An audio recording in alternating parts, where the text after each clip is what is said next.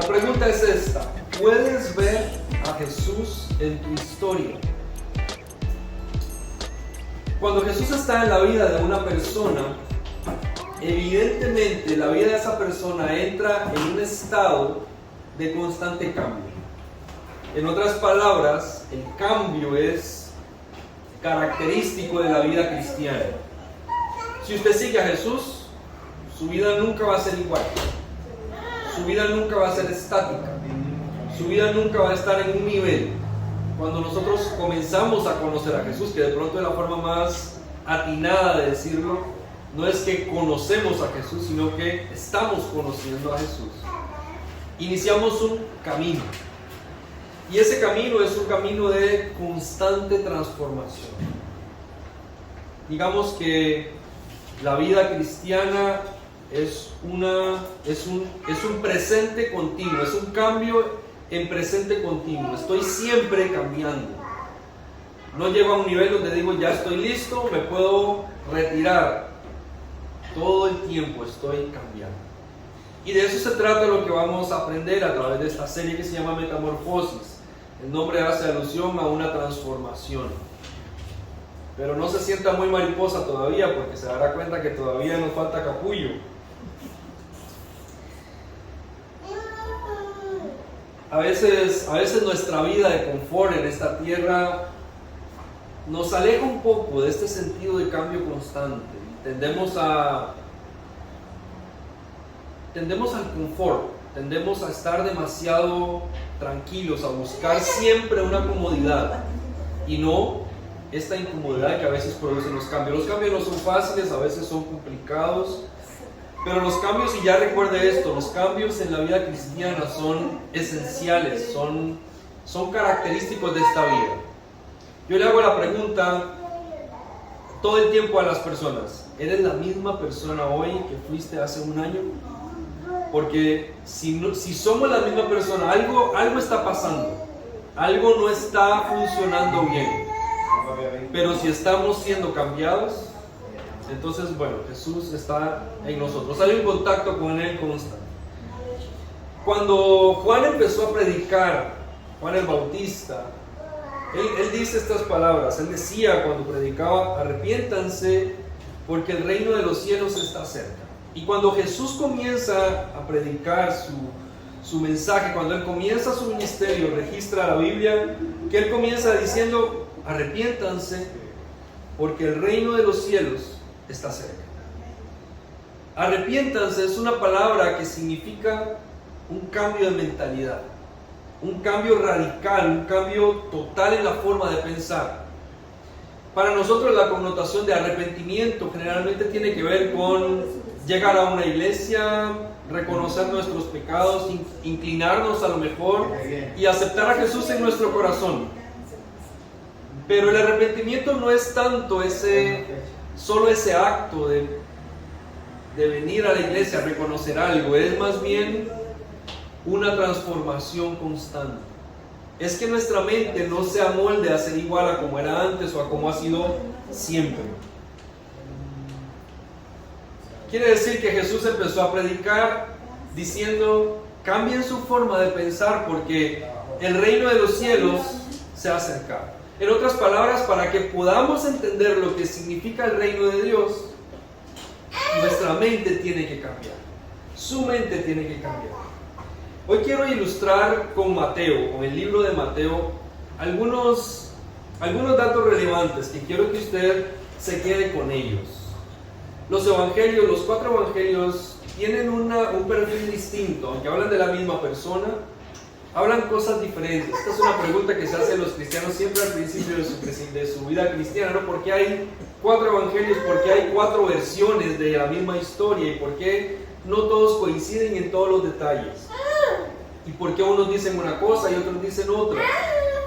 Pero quiero que vean Mateo, el escritor de Mateo, que se dice que es Mateo, le escribe al pueblo judío.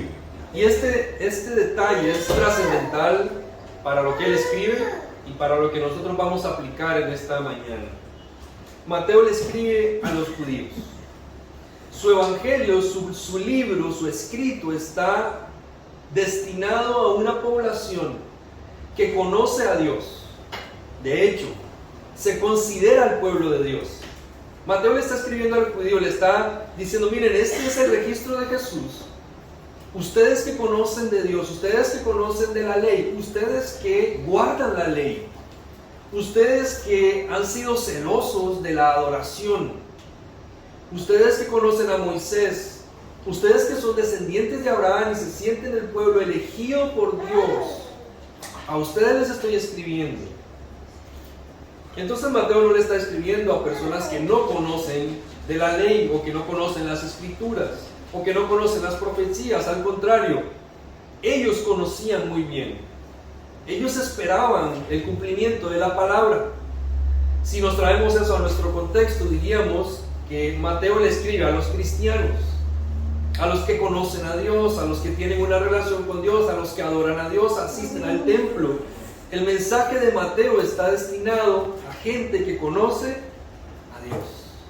¿Usted conoce a Dios? Seguramente el libro de Mateo es para usted. Y hoy entonces voy a compartir algunos elementos que Mateo introduce en su libro. Más que una sola cita bíblica, vamos a pensar, de hecho voy a centrarme en los primeros capítulos de Mateo. Desde el primer versículo, Mateo 1:1, él empieza diciendo, esta es la tabla genealógica de Jesucristo, hijo de David, hijo de Abraham. El primer dato que Mateo introduce en su libro destinado a los judíos es que, señores, les estoy escribiendo a ustedes, conocedores de Dios y de la ley, pero saben, este Jesús del que les voy a escribir, este Jesús es hijo de David. En otras palabras, tiene linaje de rey. Él tiene el derecho legítimo de reclamar el trono. Para el judío esto no era nuevo. Para el judío, ellos esperaban que un descendiente de la casa de David retomara el trono otra vez y dijera, yo soy el verdadero rey. Porque tenían un rey que no era judío, que era el rey Herodes, porque estaban sometidos a una potencia, a un imperio que los gobernaba, que no era necesariamente el reino de Dios, sino el imperio romano. Y ellos esperaban que un rey legítimo, por linaje, por sangre, dijera, yo soy heredero de este trono. Y Mateo les está diciendo, señores, el rey al que ustedes están esperando, el hijo de ese rey, el heredero legítimo del trono, ya llegó, se llama Jesús. Y además ese hijo de Abraham, porque está haciendo alusión todavía mucho más allá, está diciendo, este es el nombre de a quien Abraham vio. Este es el hombre que cumple la promesa de Dios a Abraham. En él serán benditas todas las familias de la tierra. Abraham, el padre, el patriarca, en quien se originó todo esto. Él es hijo de Abraham, entonces es uno igual que ustedes. Tiene la sangre legítima de nosotros los judíos. Ahora yo pregunto, ¿puede ver a Jesús en su historia? ¿En su historia personal? Mateo les dice a ellos, este es el hijo legítimo, este es el descendiente al trono. Él tiene derechos, él tiene poder, él tiene autoridad. Y si tú puedes ver a Jesús en tu historia, te vas a dar cuenta que hay alguien en tu vida que tiene derecho al trono de tu corazón, que tiene autoridad sobre ti, que es el Señor, que tiene linaje para decir, yo sé quién soy en tu vida. ¿Reconoces a Jesús en tu historia como el Señor de tu vida? En el versículo 5 del primer capítulo de Mateo, él introduce otro elemento que pudo haber sido más chocante que el anterior, porque el judío está esperando al Mesías, está esperando al descendiente de David, al hijo de Abraham. Y Mateo comienza su libro diciéndoles, aquí está. Pero ahora les dice, ¿saben? Dentro de este linaje, y quiero resaltar esto, les dice Mateo, este heredero del trono, este Mesías, es hijo de una mujer o de unas mujeres. Su descendencia está marcada por mujeres. Y entonces en este recorrido del linaje, él menciona en el versículo 5 a dos mujeres, a Rahab y a Ruth. Destaca el papel de personas que en cultura no eran importantes ni relevantes. Mateo parece estarle diciendo al judío que en este Jesús, en este Mesías, hay espacio para aquellos que son desechados, que parecen ser menospreciados, que no tienen un lugar, que no tienen un nombre.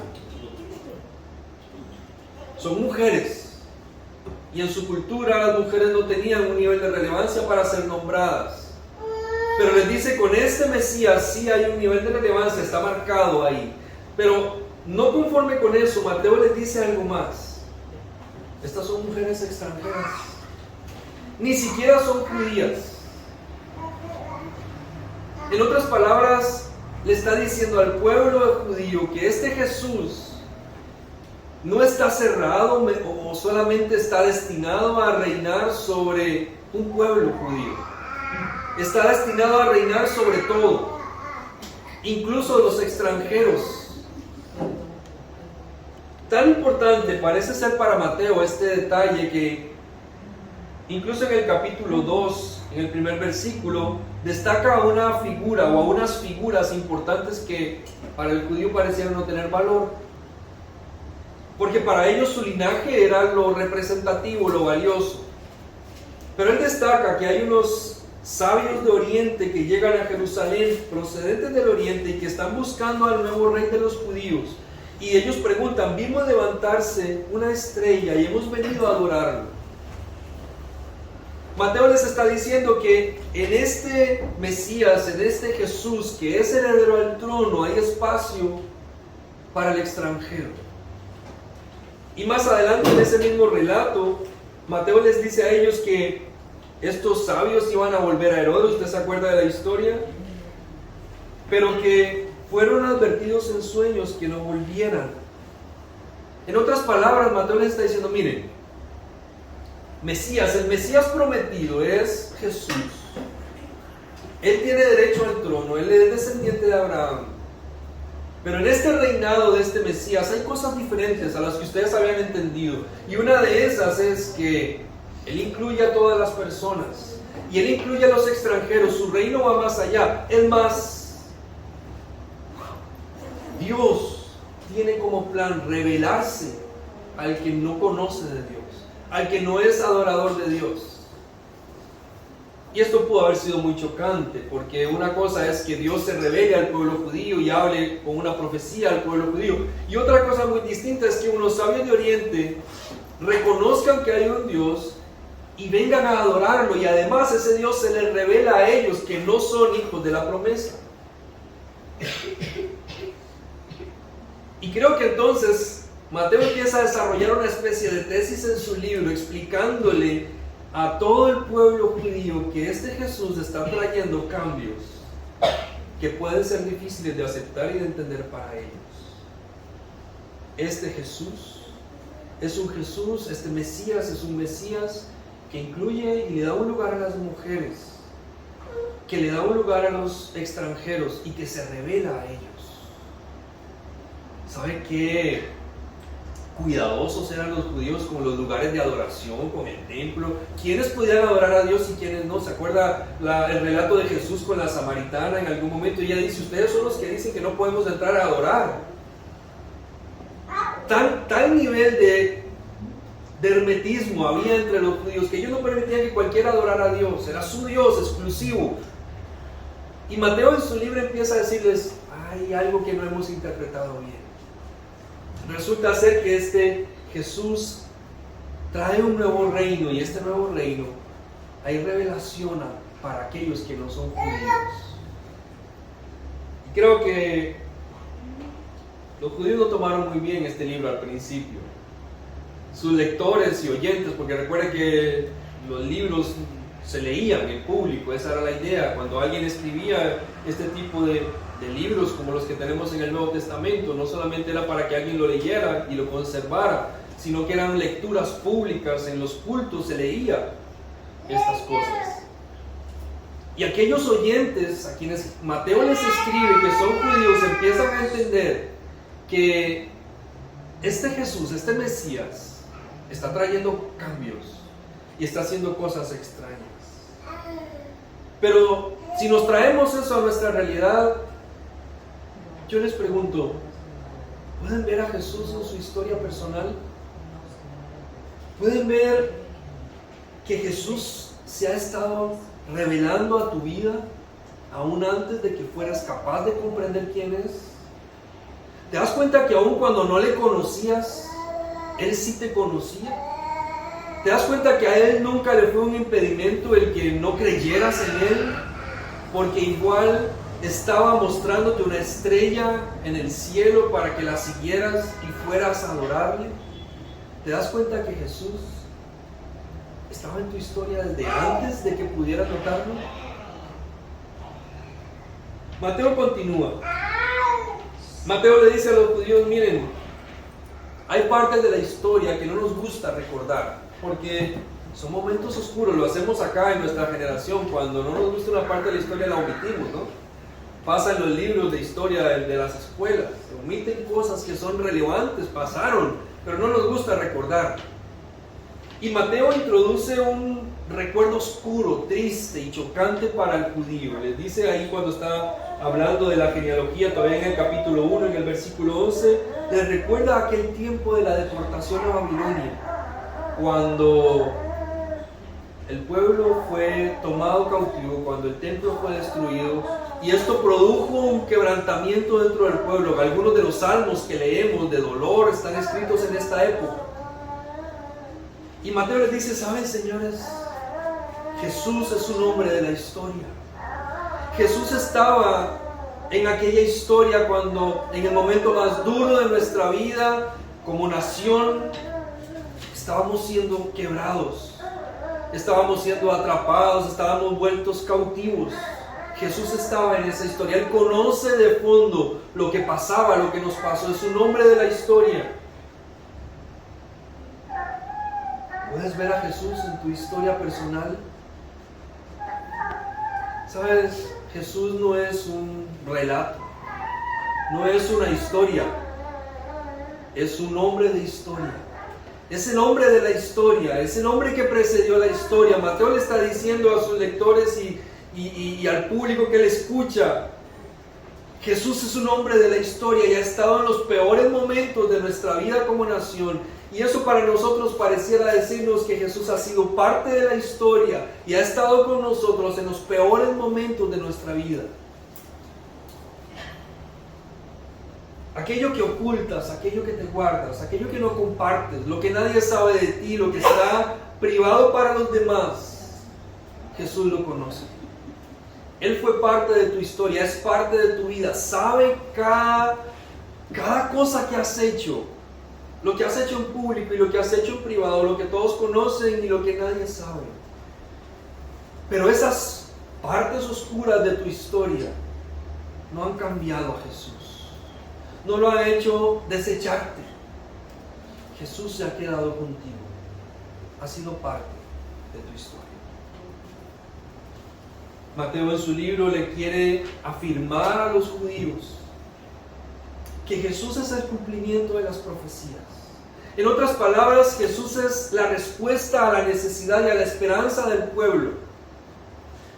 En el capítulo 1, versículo 22, Mateo usa una frase que repite muchas veces a lo largo de su libro. Dice, todo esto sucedió para que se cumpliera lo dicho por el Señor por medio de los profetas. Haga una lectura del libro de Mateo en estos días de Semana Santa y se dará cuenta cuántas veces Mateo repite esto a lo largo de su libro. Solo en los primeros capítulos lo hace en el 1:22, en el capítulo 2, versículo 5, capítulo 2, versículo 15, versículo 17, versículo 23, capítulo 3, versículo 3, capítulo 4, versículo 14 y siga. En todos estos textos que mencioné, Mateo repite esta misma frase, para que se cumpliera lo dicho por el profeta, para que se cumplieran las escrituras. Se da cuenta cómo Mateo está repitiendo. Es muy importante para él que aquellos que están leyendo, que están escuchando su libro, aquellos judíos que creen en Dios, que conocen la ley, que respetan la ley, que adoran a Dios, entiendan que Jesús es el cumplimiento, que Jesús es el Mesías, que Jesús es el Señor esperado, es el Rey esperado. Lo que los judíos necesitaban, esperaban, querían, por quien oraban, es Jesús. Y esto pareciera para nosotros ser muy religioso, pero para ellos no significaba algo religioso. Para ellos el Mesías era un Salvador, era alguien que restablecería el poder, era alguien que les daría prosperidad, era alguien que les daría paz. No era simplemente un religioso a quien adorar. Era un Salvador, alguien que los iba a rescatar de la pobreza, de la miseria, de la humillación. La esperanza en el Mesías era que por fin el pueblo iba a poder tener las promesas de Dios. Y Mateo le repite una y otra vez en su libro, este es el Mesías. Miren, esto pasó para que se cumpliera esto. Esto pasó, ¿se acuerdan lo que dijo Isaías? Esto pasó, ¿se acuerdan lo que dijo David? Esto pasó, ¿se acuerdan lo que dice en Génesis? Todo se está cumpliendo, Jesús es el Mesías. ¿Puedes ver a Jesús en tu historia personal? ¿Sabes que lo que tu alma desea es a Jesús? ¿Sabes que lo que tu necesidad más grande está exigiendo es a Jesús? ¿Sabes que lo que estás buscando constantemente para llenar vacíos, para sentirte mejor, es a Jesús? Lo que necesitas en verdad, lo que en esencia es tu necesidad fundamental, intrínseca como ser humano, está en Jesús. Si puedes ver a Jesús en tu historia, puedes darte cuenta que lo que siempre estás buscando, en el fondo, es a Jesús. A veces tratamos de llenar nuestros vacíos con dinero, con personas, con momentos, con entretenimiento. Y en el fondo lo que nuestra alma, lo que nuestro corazón está buscando es a Jesús. Y así como Mateo le repite una y otra vez a sus amigos judíos que Jesús es la respuesta para ellos, yo tengo que decirte hoy que Jesús es tu respuesta. ¿Tienes preguntas? Jesús es tu respuesta. Mateo en el capítulo 3 y 4 introduce una historia, o dos historias. Una es Jesús cuando va al río y se encuentra con Juan y pide ser bautizado. Y dice que Jesús sale del río y el Espíritu se lo lleva al desierto, y en el desierto, ¿qué le pasa? Es tentado. Mateo hace esto en su libro también. Mateo parece estarle diciendo a los judíos que la historia del pueblo de Israel es la historia de Jesús. Que las cosas que vivía el pueblo, que vivió y que atravesó el pueblo de Israel como historia, las vivió Jesús también. Entonces, Mateo les dice, mire, ¿se acuerdan que nosotros como pueblo tuvimos que cruzar el Mar Rojo? El pueblo cruza el Mar Rojo porque es perseguido por los egipcios, es llevado 40 años al desierto y en el desierto le falla a Dios porque adora a otros dioses. Jesús es bautizado en el Jordán, es llevado al desierto por 40 días, se enfrenta a Satanás, lo vence y le da la adoración a Dios.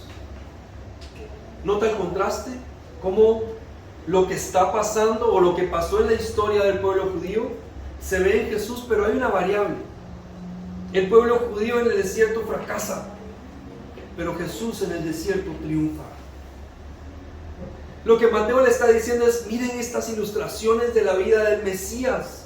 Él está ilustrando nuestra vida como nación, pero Él sí está ganando. Lo que nosotros hicimos mal, Jesús lo hizo bien. La historia que nosotros tuvimos y perdimos, Jesús la está teniendo, la tuvo y ganó. Y usted lea Mateo otra vez, le digo, y va a encontrarse estas ilustraciones, escenas de la vida de la historia del pueblo de Israel, ilustradas en momentos de la vida de Cristo. A veces nos preguntamos por qué los escritores de los evangelios escogieron estas historias y no otras para contárnoslas. Porque bien sabemos que, como dice uno de los evangelistas, si escribiéramos todo lo que Jesús hizo, los libros no serían suficientes. Pero ¿por qué escogieron estas historias? ¿Por qué estos elementos eran importantes para ellos? Para Mateo eran importantes porque estaba ilustrando al pueblo de Israel en Jesucristo. Porque quería recordarles y afirmarles que Jesús era el Mesías. No sé si puedes ver a Jesús en tu historia personal. No sé si te puedes dar cuenta que el peso de tu pecado lo cargó Jesús. No sé si te puedes dar cuenta que tus fracasos los cargó Él. No sé si te puedes dar cuenta que aunque nosotros fracasamos intentando agradar a Dios, Él entregó su vida para que nosotros pudiéramos agradar a Dios. No sé si te das cuenta que tú merecías la cruz y merecías el castigo, pero Él vivió tu historia y la pagó para que tú no tuvieras que vivirla. Y si tuvieras que vivir en esclavitud, ahora puedes ser libre porque Él vivió tu historia y ganó en tu historia antes de que tú la vivieras. Los pecados que cometiste y que vas a cometer, Jesús ya les ganó.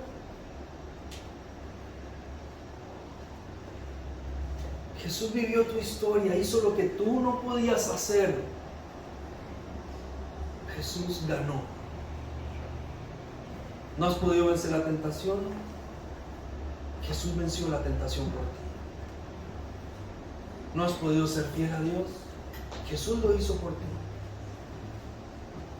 ¿No has podido ser una buena persona? Jesús lo hizo por ti. La historia de Cristo anteceda nuestra historia para que nosotros podamos obtener lo que por nuestra propia capacidad no podemos obtener. Mateo continúa hablando, escribiéndole a sus lectores judíos y les ilustra elementos de la vida de Cristo que son muy significativos, como en el capítulo 4, versículo 18, les dice: mientras caminaba junto al mar de Galilea, Jesús vio a dos hermanos, uno era Simón, llamado Pedro, y el otro era Andrés. Estaban echando la red, pues eran pescadores, y les dijo que lo siguieran, e hizo de ellos sus discípulos, y con ellos transformó la humanidad. Y más adelante, unos versículos adelante, Jesús recorría toda Galilea, enseñando en las sinagogas, anunciando las buenas nuevas del reino y sanando toda enfermedad y dolencia entre la gente. Jesús le está escribiendo a los judíos para que ellos sepan que el Mesías que ellos esperaban no iba a estar sentado en un trono explotándolos, quitándoles, sacándoles lo que tenían para beneficio propio, sino que se iba a ir a meter donde estaba la gente y la iba a escoger, y aquellos a los que nadie le quería para una gran tarea, Él los iba a poner en una gran tarea. El Dios que ellos adoraban no era un Dios que estaba solamente distante, era un Dios que estaba cerca de la gente, iba donde estaba la gente que sufría, que tenía una enfermedad, que tenía una dolencia, y atendía, socorría su necesidad. No era el Dios de las élites, de la gente importante, escogía a los más ilustrados, a los más conocedores, a los más inteligentes, no. Iba a la gente, al pescador, al que estaba en necesidad, al que estaba enfermo. Veía una oportunidad en quien nadie reconocía. Ese es el Mesías. ¿Puedes ver a Jesús en tu historia personal? ¿Puedes ver al Jesús que te eligió sabiendo cómo eres, sabiendo quién eres? ¿Puedes ver a Jesús mirándote, prestándote atención a tus necesidades, incluso a tus peticiones sin sentido, a tus oraciones fuera de lugar? ¿Sabes por qué? Porque a Él le interesan tus cosas, porque Él se detiene a mirarte, porque Él está contigo, porque Él camina a tu lado, porque Él no te deja, porque Él no es el Dios de las élites que solamente escoge a los lindos e importantes o a los ricos y famosos. Es el Dios que va donde tú estás y te busca en tu miseria y camina contigo y no te deja y no te abandona.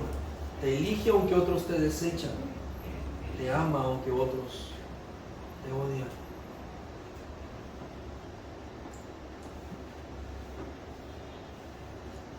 Mateo le dice a los judíos que eran conocedores, protectores de la ley. Les dice, ¿saben, señores? Jesús es el cumplimiento de la ley. Y ahí les tocó área más sensible que todas. Porque ellos dicen, espérate. La ley de Moisés, estamos hablando del hombre más importante, más venerado de la historia del pueblo. Primero le habló de Abraham, le habló de David y ahora toca otro elemento sensible, Moisés, el hombre de la ley. Y empieza a registrarles palabras que Cristo dijo, como en el versículo 17 del capítulo 5, cuando Jesús dijo, no piensen que he venido a anular la ley o los profetas. No he venido a anularlos, sino a darles cumplimiento. Y les empieza a recordar que Jesús no viene a quitar la ley que ellos han protegido y han anunciado por tanto tiempo, viene a cumplirla, viene a interpretarla de la manera correcta y les está diciendo, miren, si ustedes aprenden de Jesús y lo escuchan, van a entender la ley que no han entendido por tantos siglos. Lo que ustedes han tratado de conservar y guardar para agradar a Dios, se van a dar cuenta que Jesús tiene la fórmula que les falta. No es que la ley haya estado mal, no es que ustedes como judíos han guardado la ley y han hecho mal, no, es que ahora Jesús les va a decir, les está diciendo y les dijo mientras estuvo caminando en la tierra de qué se trataba todo eso.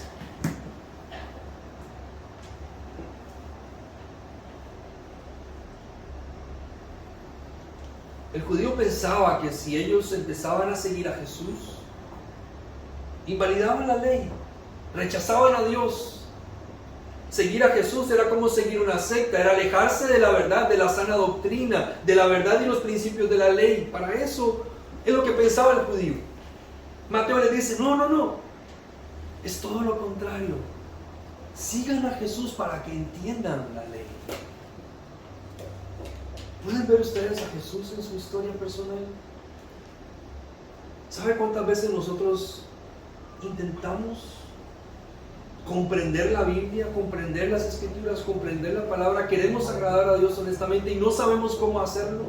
No sabemos si estamos en lo correcto o no. Si puedes reconocer a Jesús en tu historia, entonces déjate aconsejar por Él. No trates solamente de buscar la ley que está escrita, sino a la persona que cumple la ley. Es difícil a veces entender teorías, conceptos, interpretaciones, pero es más fácil conocer a Jesús.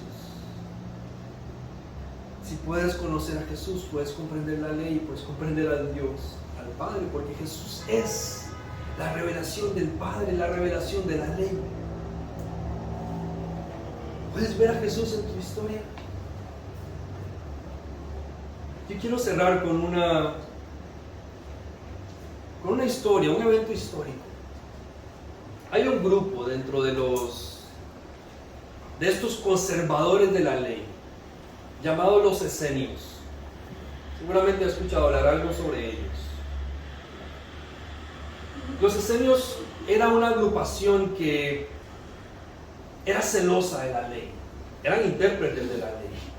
Ellos, por ejemplo, tenían normas y reglas estrictas de vida, de santidad, de purificación.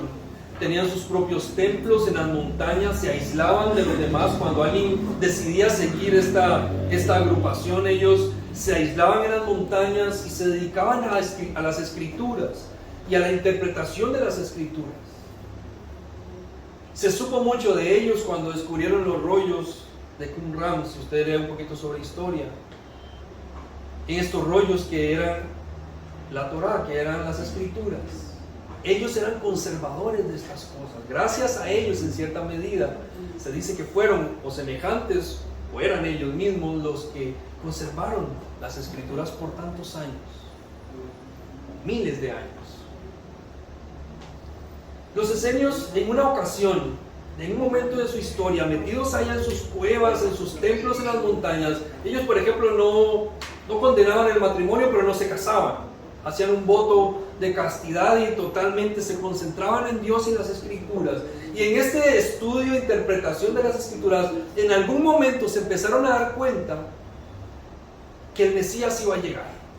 Sacaron cuenta, seguramente leyeron a Daniel, lo interpretaron las 70 semanas y todo esto, y comenzaron a sacar cálculos y dijeron: miren, el Mesías está por venir, pero nosotros estamos aquí en las montañas.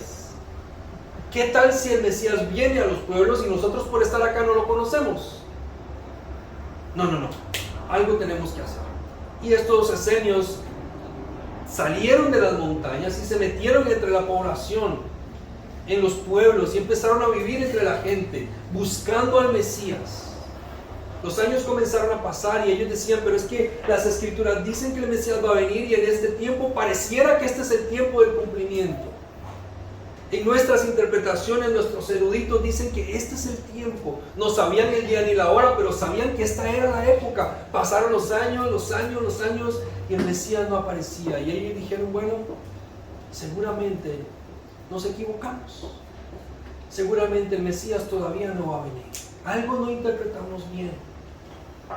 Y ellos se devolvieron a las montañas otra vez. Se aislaron de todos, se alejaron de los pueblos y se dedicaron a conservar las Escrituras nuevamente. ¿Dónde está la ironía de esta historia? Que cuando ellos bajaron a los pueblos, Jesús estaba naciendo. Y seguramente se toparon con él y lo escucharon predicar. Tuvieron al Mesías frente a sus ojos y no lo vieron. Entraron en contacto con aquel a quien estaban buscando y no lo reconocieron. Y se devolvieron a las montañas pensando que sería otro día.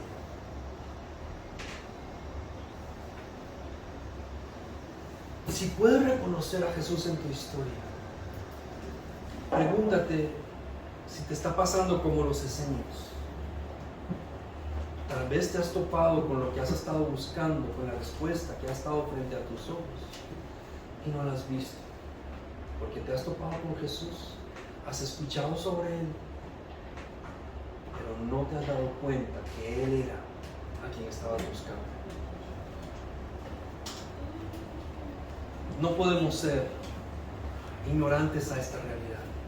Jesús ha estado en nuestra historia. No dejemos pasar a Jesús.